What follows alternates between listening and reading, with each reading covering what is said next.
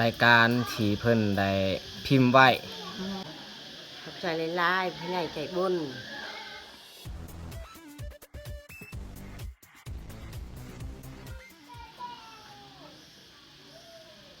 กราบสบายดีเบิร์ดสู่ครูสู่คนที่เขามาเบิ่งมาชมสองของเฮาอีกครั้งสำหรับวันนี้ค่อยกะสิมาแกะเครื่องที่ FC จากฝั่งไทยเพิ่นส่งมาให้เพิ่นส่งนี่ก็โดนแล้วเครื่องฮักก็มาฮอดมื้อวานนี้มื้อนี้เฮาสิมาแกะแล้วก็มาลุ้นเบิ่งนำกันว่าเครื่องอิหยังแน่ที่เพิ่นส่งอยู่นี่แต่ว่าจำนวนเครื่องหรือว่ารายชื่อเครื่องที่เพิ่นส่งในเกตนี้เพิ่นก็ได้เขียนแล้วได้ส่งให้ค่อยแล้วแต่ว่าค่อยก็ยังบ่ฮู้ว่าชื่ออันนี้เคินว่าจังไดมีแต่เฮามาเบิ่งนำกัน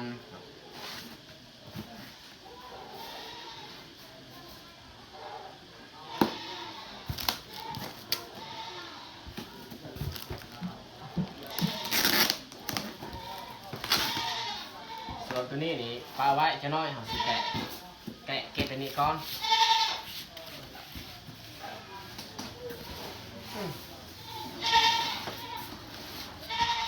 น้ำหนักเครื่องที่เฮาได้รับตอนนี้นี่มัน17 กิโลแล้วก็อันนี้อีก1 กิโลรวม18 กิโลตามข้อมูลที่เพิ่นได้ส่งให้เฮาแล้วก็สิมาเบิ่งวันนี้เนาะว่าครบตามจำนวนที่เพิ่นได้เขียนไว้ตามข้อมูลหรือบ่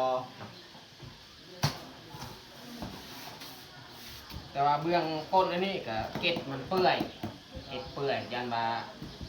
มีคนบริเขาดึงเครื่องออกก็มีโอกาสที่กันเลยถ้าว่าเกล็ดบ่เปื่อยบ่เละนี่น่าจะบ่มีปัญหาโอ้หนักเว้ยโอ้โหอุ้ยกระเป๋าปลาทองกระเป๋าสำหรับเดินป่าไงเอาแถวว่าเลยโอ้ขันยัดเครื่องใส่กระเป๋านี่สงสัยบ่ไหว้แล้วขันไปไกลนี่เอามาแก้เบิ้งในกระเป๋านี่ว่ามียังแน่เพิ่นยัดใส่กระเป๋าสำหรับคนเดินป่ากระเป๋าแบบนี้เพราะว่าเฮาก็เห็นอันนั้นพี่ที่มายามอยู่เพื่อนเฮาเขาก็ใส่กระเป๋ารุ่นนี้แหละกระเป๋าใหญ่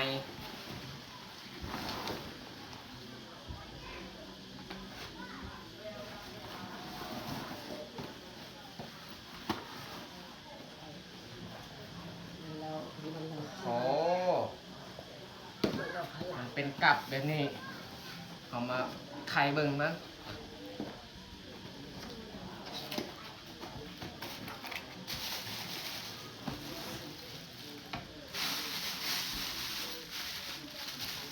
นี่โอ้อันนี้แหละตัวเขาใส่เบ็ดจะเคินว่าซื้อมันจังใดนี่เขาควายเบ็ดปาไว้ก่อนเอาออกแต่ละอย่างให้ทุกคนได้เบิ่ง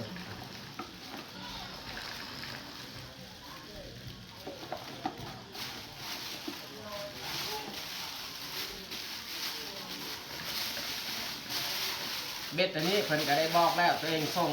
เป็นเบ็ดอันตกปลาแต่การน้ำไส้เนี่ยเขาก็ต้องได้ไปศึกษาเบิ่งใน YouTube นั่นแหละ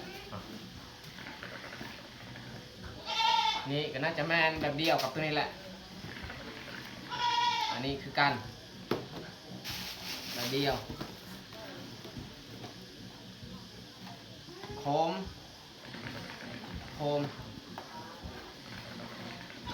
สำหรับเดินป่าวิ่งกลางคืนตก ปลาแคมป์แล้วก็ปีนเขาสำหรับการสำรวจการเดินป่า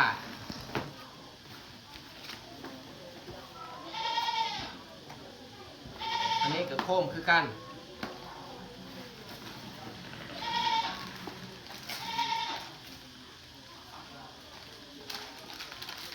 นี่เบ็ดพี่น้องเอ้ยเบ็ดนี่เบ็ดหลายอันเบ็ด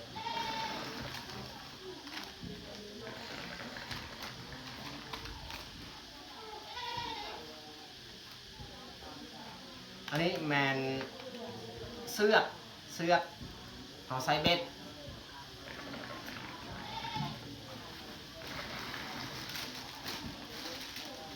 โอ้โหมองพี่น้องเอ้ยมองเพิ่นก็ส่งประเภทอันนั้นเครื่องสำหรับคนใส่ชีวิตในป่าหาอยู่หากินนั่นแหละเพิ่นส่งมาให้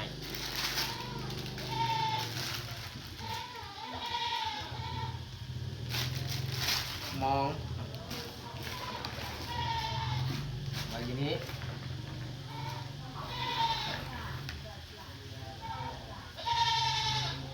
โอ้อันนี้แมนคากองจับไว้ในอันรถเพิ่นบอก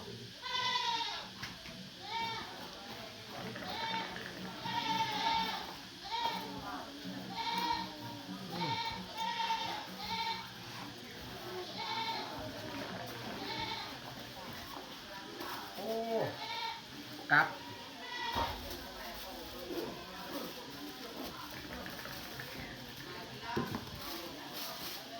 เอา เติมหนัก พวกกับใส่แจวใส่ย่างนี่แหละใบบอลเดียวอยู่นี่นี่แมนเบิร์ดป่าไว้แล้วสบายให้นี่เราเข้าป่านี่เราก็ยัดใส่กระเป๋าแบบนี้มันง่ายกับใส่แจวใส่ย่างนี่แหละนี่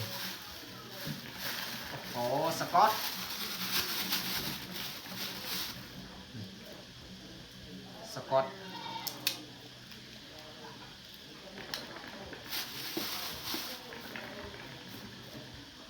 ตัวนี้จะเป็นอย่าง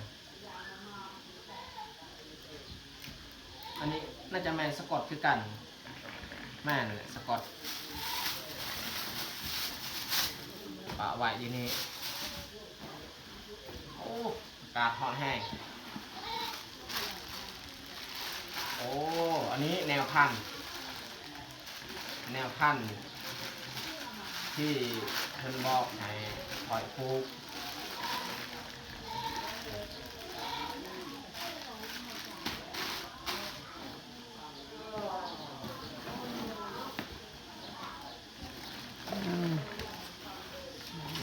เล็กประยุกต์ พาบัตนี่มองไว้บนเดียวเลยมองปะไว้ที่นี้มอง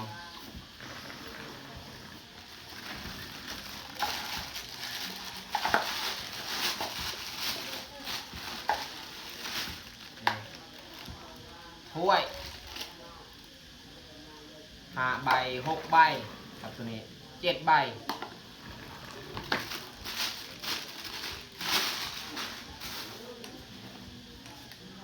นี่อีก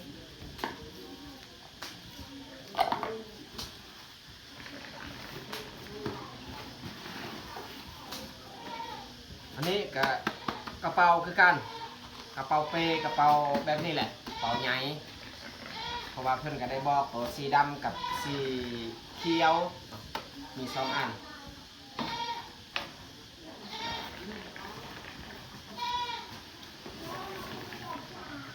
แล้วส่วนในนี้แมน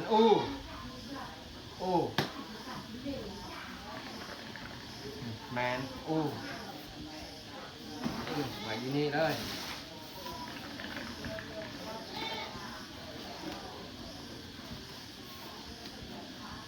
โอ้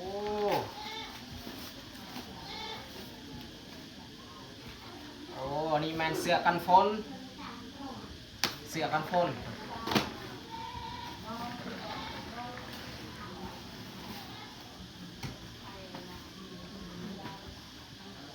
อันนี้แมนผ้าห่มนอนสำหรับคนเดียวนอนก็ข้างก้อนเพิ่นก็ได้ฝากแล้วผ้าห่มแบบนี้เพิ่นก็ได้ใส่ไปแล้ว เวลาเข้าป่านใส่ง่ายขนาดแปลว่าเฮาซุบใส่เวลาเฮาเข้าไปนอน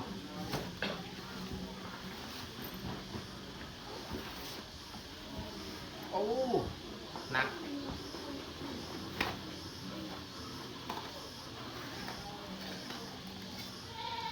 นี้ถ้วยเล็ก2 4อันนี้ก็4คือกัน4รวมเป็น8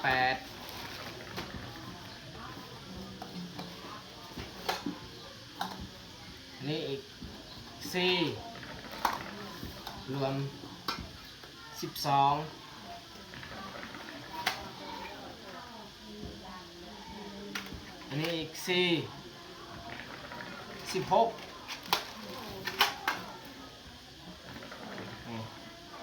คักอีหลีเอาทงที่เมียนถ้วยเมียนจาน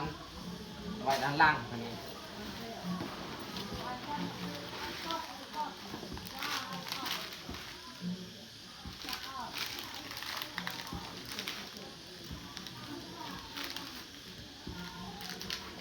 อันนี้แมน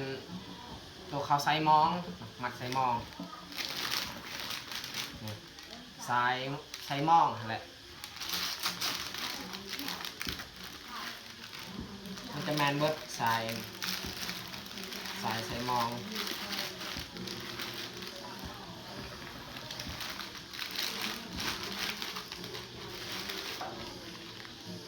โอ้โหมีตัวอันนั้นกู้ทรายนี่ตัวกู้ทรายเฮ็ดด้วยพลาสติกแต่ที่บ้านเฮาเขาเฮ็ดด้วยไม้พุ่งไม้อีหยังก็แล้วแต่มีเค็มพ่อ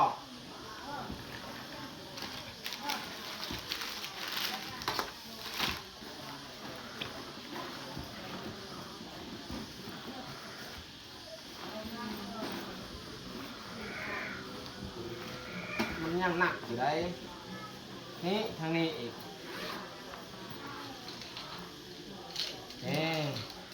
กับไฟสำหรับเดินป่า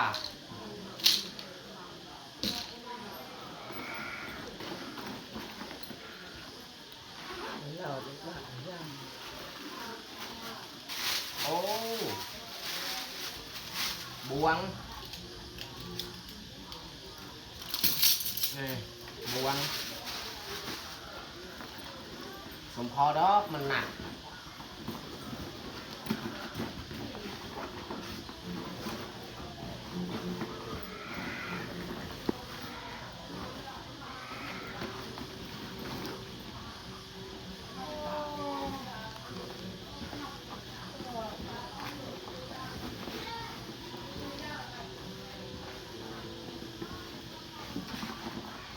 น่าจะเบิดแล้วปลาทอดกระเป๋านี่นักย้อนกระเป๋าย้อนและขันเข่าป่าสำหรับกระเป๋าอันนี้น่าจะได้โลนึงเลยเบิดกระเป๋านี่ปาไว้อยู่นี่เลยกระเป๋า2 หน่วยอันนี้อีกอันนี้ตะนา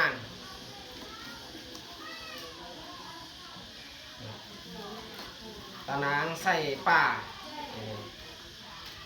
หรือว่ากับดักใส่ป่าเอาดักไว้ในหู ห้วยเวลาไปนอนห้วยใส่ไว้นี่ก็แม่นตะนัง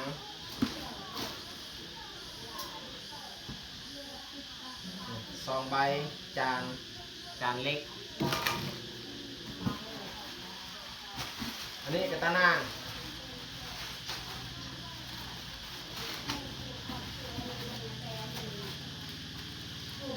อันนี้แนวพันธุ์ที่เราจะปลูกโอ้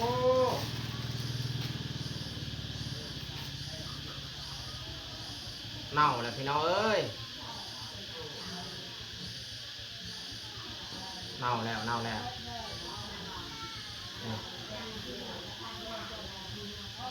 ยันว่ามันโบเกินแหละเขาปลูกเพราะว่ามันห่อนในทุ่งยางนี่เขาแกะออกจากทุ่งยางห่อนแห้งเพราะว่ามันโดนแล้วอันนี้เจ้าน้อยนี่เขาสีขึ้นให้เลยขึ้นไปแช่ไว้แช่น้ำแช่ไว้ถ้าว่าเขาเบิ่งว่ามันเป็นไปได้เอาไปปลูก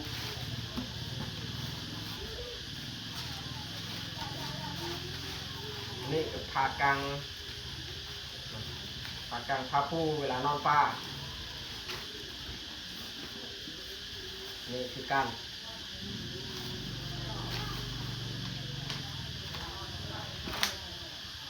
นี่รายละเอียด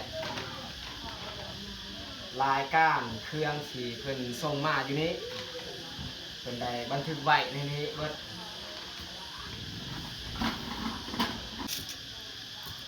รายการที่เพิ่นได้พิมพ์ไว้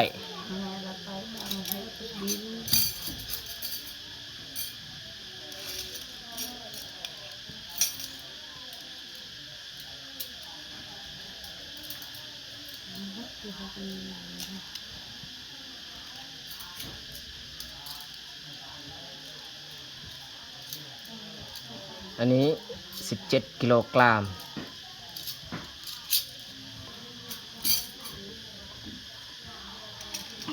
สุดท้ายแม่หม้ออีกหม้อเดินปลา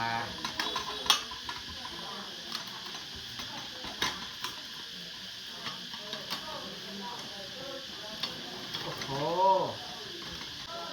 อันนี้คือหม้อที่พี่จากทางไทยเขามาเยี่ยมเขาใส่หม้อรุ่นนี้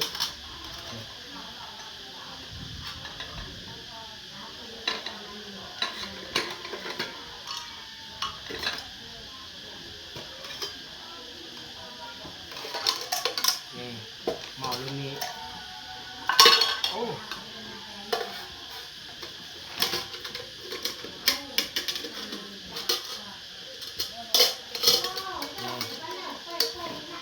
ใส่แบบนี้หม้อแบบนี้นี่แมนเขาใส่เตาเวลาเขาอยากเฮ็ดกินเฮ็ดยากใส่เตาก็ได้หรือว่าเขาคางใส่อีกอย่างก็แล้วแต่สามารถใส่ได้หม้อ3 หน่วย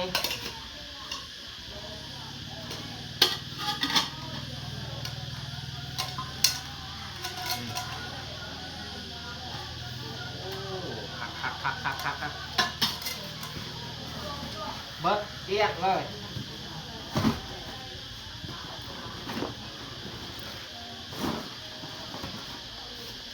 แม้แต่เครื่องสำหรับคนที่มักเดินป่าลุยป่าที่เพิ่นฝากมาให้พวกจานพวกถ้วยบวงแล้วก็กับดักใส่ปลามีมียังมองแฮเบ็ดบ่แม่นเบ็ดบ่แม่นแฮเบ็ดรายละเอียดก็ตามนี้แหละรวมมี30รายการฮอดอันดับที่30รายการ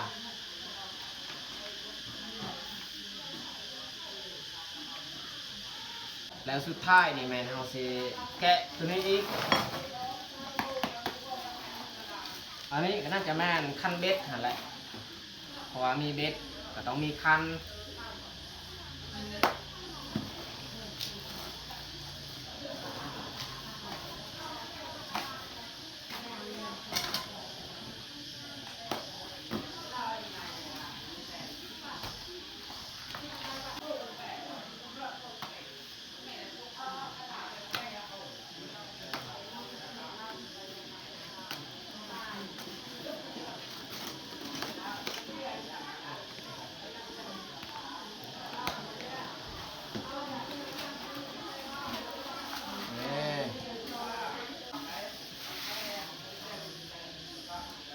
นเบ็ด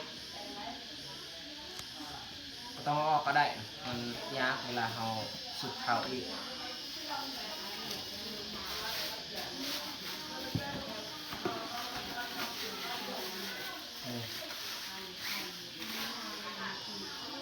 อันนี้ตัวยาวนี่คือกัน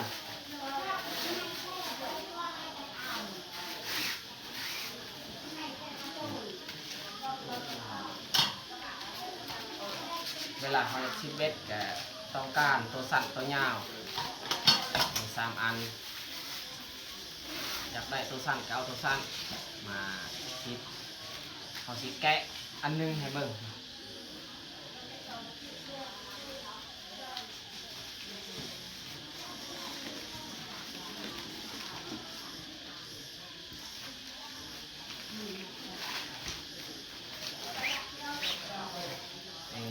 โอ้โห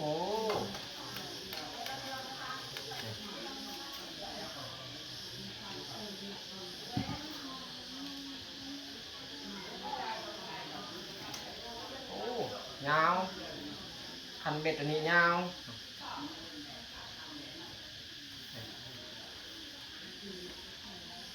บ่าป้ายเม็ดป้ายอะไรเมียนไว้ก่อนเมื่อเราอยากใส่เบ็ดเราศึกษาเบิ่งวิธีประกอบเบ็ด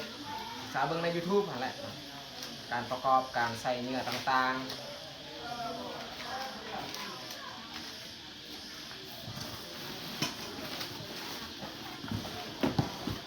ว่าเรียบร้อยการเอาเครื่องออก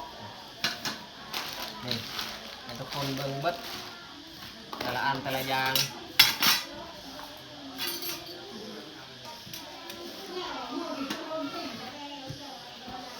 เรียบร้อย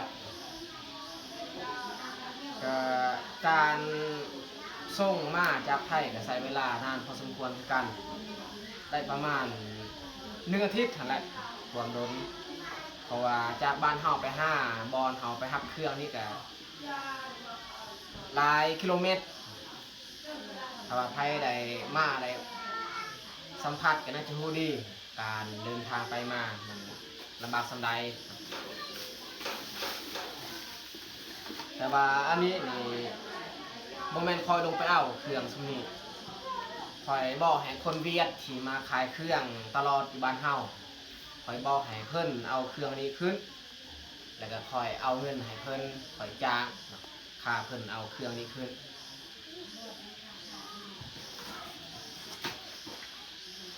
แต่เครื่องทำมาหากินเดินป่าทั้งนั้นเลย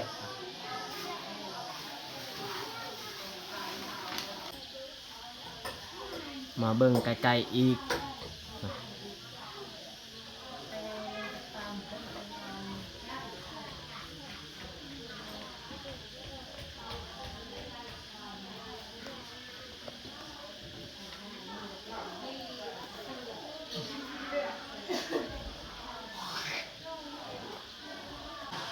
หลังจากเราเอาเครื่องออกจาก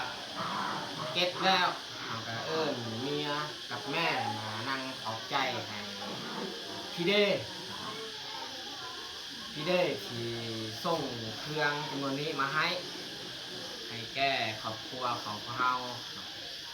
ผ่านมาเพิ่นก็เคยส่งเครื่องการเดินป่าเดินไอ้ยังนั่นแหละเนาะเพิ่นส่งมาให้หลายอย่างแต่ว่าเพิ่นส่งมาครั้งนี้ก็หลายอย่างคือกันและอินเตอร์ซีให้เมียขอบใจก่อนแล้วเมียรู้สึกจังไดต่อกับผู้ใหญ่ใจบุญที่มีน้ำจิตน้ำใจสวยงามเป็นอกเป็นใจคนที่ยากอยู่ชนบท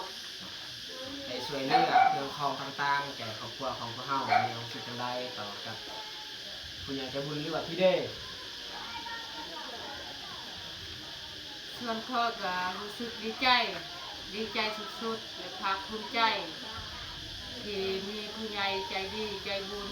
ที่มีน้ำจิตน้ำใจสวยงามช่วยให้เครื่องคองแก่ให้ครอบครัวของพวกเขาหรือว่าให้เบายัก เครื่องการเดินป่าหรือว่าเข้าป่าเขาก็รู้สึกดีใจและภาคภูมิใจและอยากขอให้พี่เด้จงมีสุขภาพแข็งแรงอายุมันเพิ่นยืนปราศจากโรคภัยไข้เจ็บที่มีน้ำจิตน้ำใจสวยงามและอยากขอบใจหลายๆ ว่าเมียก็ได้เว้าว่าตามอันแนวคิดจิตใจของเพิ่นนั่นแหละทุกคนก็ได้ยินได้ฟังนำกันจะต่อไปเราสิถามแม่อีกแม่มีความรู้สึกใดๆต่อกับอันที่ได้ที่ส่งเครื่องคองเป็นมื้อนี้มาให้แก่ครอบครัวของเฮาได้ส่งเป็นเครื่องคองหลายอย่างแล้วก็มีสิ่งที่เฮาได้ปลูกได้ฟังต่อในครอบครัวเฮาแม่รู้สึกจังได แม่เองก็รู้สึกดีใจหลายๆผู้ใหญ่ใจบุญมีเพิ่นอยากช่วยเครื่องข้าวต่างๆครอบครัวพวกเฮาแม่เองขอบใจหลายๆรู้สึกดีใจภาคภูมิใจผู้ใหญ่ใจบุญคนมีเพิ่นผู้ใหญ่ใจดีมาช่วยมาช่องครอบครัวพวกเฮาคนทุกข์คนยากขอบใจหลายๆผู้ใหญ่ใจบุญ หรือว่าทุกคนก็ได้ฟังจากคำเว้าคำวาของแม่ได้เว้าได้ขอบใจกับแม่เว้าก็อยากซับซ้อนแหละเพราะว่าปกติบ้านเฮาได้เว้าภาษาชนเผ่าแต่ในคลิปวันนี้แหละจำเป็นแม่ต้องได้เว้าเป็นภาษาลาวเพื่อให้ทุกคนได้ฟังเข้าใจถ้าว่าแม่ฮู้ภาษาลาวอยากเว้าอยากอวยพรก็หลายแต่ว่าแม่บ่ฮู้ก็เลยเว้าได้แต่ขอบใจเท่านั้นแล้วก็สุดท้ายข้อยเองข้อยก็รู้สึกว่าดีใจหลายๆที่มีผู้ใหญ่ใจบุญจิตใจงามได้ส่งเครื่องคองมาให้แก่ครอบครัวของเราหรือว่าการเดินป่าหรือว่าเครื่องสำหรับการเดินป่าทำมาหากินเราก็ดีใจหลายๆที่มีFC หรือว่าผู้ใหญ่ใจบุญที่ดูตนสงสารให้แก่เด็กบ้านนอกบ้านนาอย่างพวกเฮาวันนี้จะได้ก็ขอบใจหลายๆหรือว่าขอบคุณมากๆที่เห็นอกเห็นใจและเฮาก็สิบ่มีหยังตอบแทนได้นอกจากสิส่งคำขอบอกขอบใจให้พี่เด้หรือว่าสิส่งคำอวยพรให้เพิ่น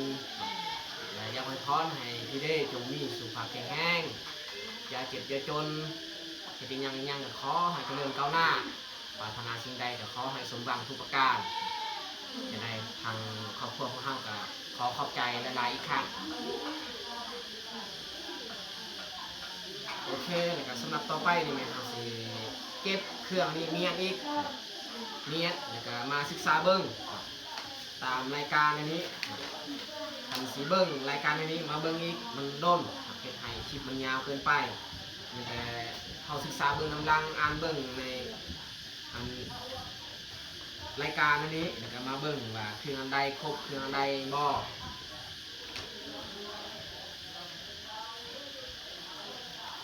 และอยากขอบคุณอีก FC เบิร์ดสุกคนที่เข้ามาเบิ่งมาชมตั้งแต่ต้นจนจบก็ขอบใจหลายๆที่มาเบิ่งมาชมคลิปของเฮาและเฮาก็สิพัฒนาต่อไปการเฮ็ดคลิปให้ดีๆเพราะว่าอุปกรณ์การเดินป่าอันนี้ครบตามที่พี่เดชได้ส่งมาให้เฮาก็สิพาน้องๆนุ่งๆเดินป่าใช้ชีวิตในป่าโอเคมีแต่เฮาศิลาไปก่อนสบายดี